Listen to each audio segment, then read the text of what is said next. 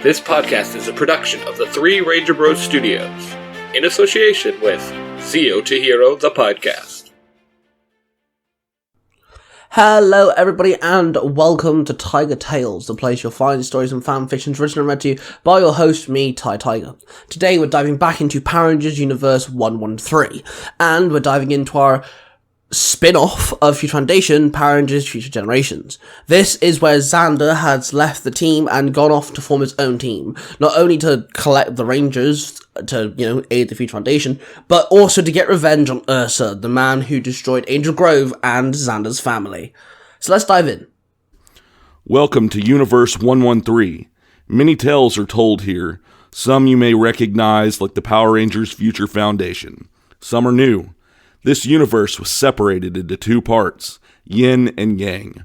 One is normal, the other hosts a war between technology and magic. Here we find more Ranger teams, a few Kamen Riders, and the introduction to a new level of Ranger power, known as the Apex Grid. Get ready for tales beyond any other as we dive into Power Rangers Universe 113. Power Rangers Future Generations, Chapter 2, Gold from the Past. Xander teleported into a quarry not far from Blessington. There, he found Ursa with his hands above a big hole in the ground. Hey, ugly! Xander called out. Not today, Xander. Ursa chuckled. Then Ursa pulled out a big vial of purple liquid, popped the cork out and poured the liquid into the big hole. Then Ursa teleported away. Well, that was weird. Xander muttered. Then the ground started shaking. Xander steadied himself as he watched a monster jump out of the hole, and it stood there in a stance. It was a suit of armor, samurai armor, as dark as the night sky, and it had no face. Where its face should have been was nothing but darkness. In his hand was a katana. Well, damn. Okay. You got a name? Xander asked it. The black samurai turned to Xander and dropped into his fighting stance. Wanna dance? Fine. Xander barked. Xander pulled out his Master Morpher and held it out. White Ranger power! Xander called out, and the white Power Ranger coin appeared in the Master Morpher, and in a flash of white light, he morphed into the white Mighty Morphin Power Ranger. The White Ranger ran at the samurai, and the black as night samurai blade collided with Saba. The collision echoed through the quarry. The samurai moved quickly and swung his katana, slashing the White Ranger. Sparks exploded off of him. The samurai kicked him back, then the samurai ran his blade with his fingers, and it started glowing purple.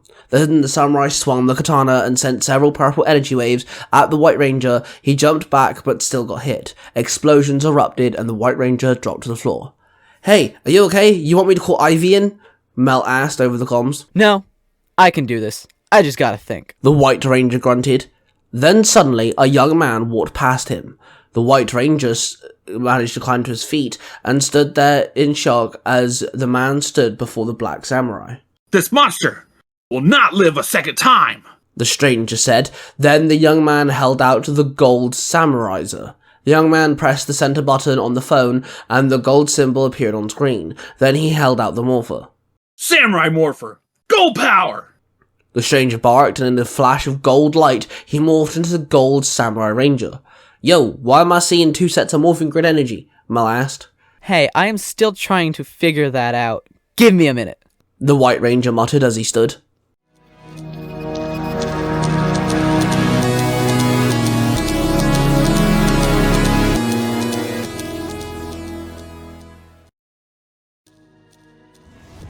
Hey listeners, I'm glad you're enjoying what you're listening. I'm Billy, and I'm joined with Jim, the host of Zio to Hero podcast, the one safe space for all the nerddom.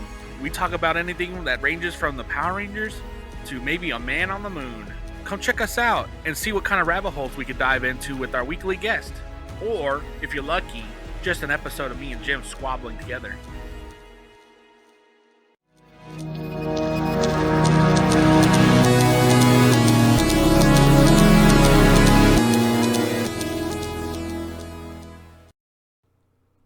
In the year 300 AD, in the middle of a brutal Asian war, Elib sat on his horse.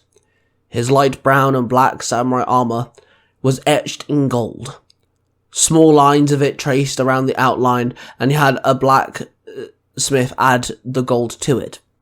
It was originally gold coins given to him as payment from a village that he saved several years ago, the first time he ever did anything good, and he wanted to remember it, so he made it so it was forever on his armor. He sat on his horse, gripping the hilt of his katana. He looked down at the great marshlands, there where a war raged on. The leader of the opposing side died by the hands of Elib's king, but his armor came to life, and now the black suit of living armor trolled the lands and destroyed villages with an army.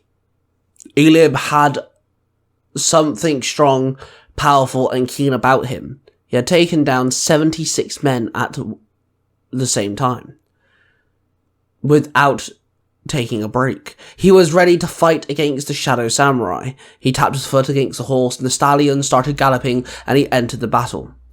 The samurais were fighting, and the Shadow army were losing pretty bad.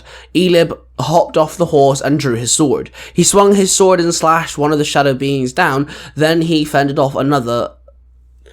"Elib, glad you could join us," one of the soldiers barked. Elib stabbed the monstrous warrior, then turned to the soldier. "Force! This monster has taken enough from our lands. Today, I kill it!"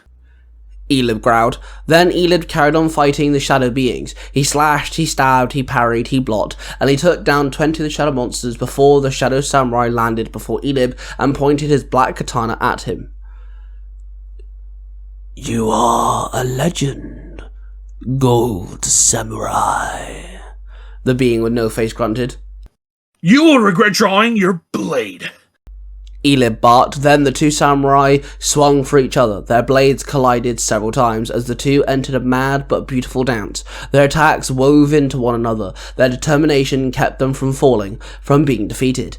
Elib blocked an incoming strike, then dropped one knee, and the shadow samurai laughed as he thought he had the upper hand. Then Elib grabbed the shadow's wrist, pushed it back, then stood, making the samurai stagger. Then Elib stabbed the being in the black abyss that should have been its face. The monster dropped to its knees and in a high-pitched wail escaped it, as it started glowing purple and suddenly the creature exploded. Elib watched as the shadow army vanished, vanquishing themselves as quickly as the sun depleted the darkness. Everyone cheered and Elib walked away. His horse came trotting up to it. Elib grabbed the reins and stroked the horse's face. Then he sheathed his sword, and suddenly everything went white. Elib stood in a white plain. "What on earth is going on?" Elib muttered. Then he realized the horse was gone, the army was gone, that he was nowhere that he recognized. Then a strange being made of silver, holding a staff, appeared before him. Elib drew his sword once again. "Whoa! What is this? Who are you? Where am I?" Elib barked. "Easy, Elib. You're in a safe space. I am the Silver Morphing Master," the being replied. Elib stood there hesitantly, then stood straight and sheathed his sword. "Wait, are you human?" Elib asked, confused. "No, something much more," the master said with a slight chuckle. "Explain yourself, strange one." Elib barked. "You are a man of extraordinary things, and you're about to play a very important part in yet another war, set thousands upon thousands of years from your time. Monsters like the one that you just destroyed. A young leader needs a warrior like you by his side," the master explained. "I watched those monsters destroy villages, ruin families, hurt those who are nothing but innocent. Whether it is my time or another's, I will help where I can." Elib replied with determination. "I'm about to give you 3 things. 1. The knowledge of time you're new to. 2. Clothes that will help you blend in. And 3. A Power Ranger morpher and the knowledge on how to use it," the master explained. I think I understand." Elib nodded without hesitation. Then the master raised his hands and placed 2 fingers on Elib's head, and in a flash of white, Elib stood in a quarry. He looked down and saw himself wearing a pair of jeans, a pair of trainers, and a black top. Then he turned and walked towards some noise. There he saw it, a white Power Ranger fighting a monster he knew oh so well. The monster sent several energy waves that hit the ranger. He walked past the white ranger and he morphed for the first time. The gold samurai ranger ran at the shadow samurai with lightning speed. He pulled out his barracuda blade and slashed the samurai several times, slashing with super light speed, delivering 100 slashes within a couple seconds. Then his blade glowed bright gold and he dealt a devastating slash. The black samurai stumbled backwards and dropped his katana. Then the gold samurai sheathed his blade and walked up to the shadow samurai and grabbed the color of his armor. Look here! I defeated you way back then, I'll defeat you again, and I'll defeat you in the future. Let that be a message to any other monster who comes near me or him. The gold ranger growled. Then he pushed the monster back. It fell over and exploded. The white ranger stood there, confused and impressed all at once. Then he demorphed and the gold ranger demorphed as well, and they walked up to each other. Nice to meet you. I'm Xander. Xander said awkwardly. Hey, I am Elib. Nice to meet you too. Elib replied. They both shook hands, and Elib told Xander everything. Xander stood there quite in shock. His mouth had dropped open. Dude, you're incredible. Welcome to the team. Xander cheered. Thank you. I look forward to exploring this new world. The knowledge is interesting. I want to put a picture to the information. Elib said with a grin. Xander then led Elib back to town and started showing him Blessington.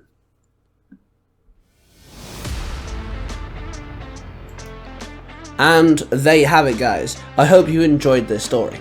Now don't forget, this is a spin-off to Future Foundation, and there's more to Power Rangers Universe 113, so you might want to go check it all out.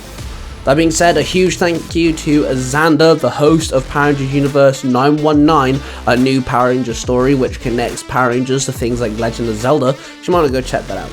He's the voice for Xander, and who Xander's based off. And a big shout out to Billy, one of the co-hosts to the Zero to Hero podcast, who is now the voice for Elib. Elib's actually completely based off Billy, and the whole backstory for Elib was completely Billy's idea, so a huge thank you to Billy. That being said, make sure you check out the Zero to Hero podcast. Make sure you check out the three Ranger Bros. That's Mark, the Red Corner Ranger, and his podcast Nursery Comics, and Cosplay Dude 67 with Power Rangers Universe 19. Both podcasts host Power Ranger stories, taking place in different universes, but they're all interconnected. Then, of course, make sure you check out the If You Give Dad a Podcast and the Author's Crown YouTube channel. If you like this story, check out the rest of Tiger Tales, but I also have other Tiger Tales channels out now too, that you can also check out the other and more stories like this one.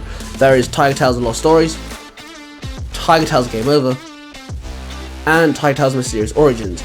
Each channel has different fanfictions and original stories written and read by me, and of course, make sure you subscribe to this one, and I shall see you guys real soon.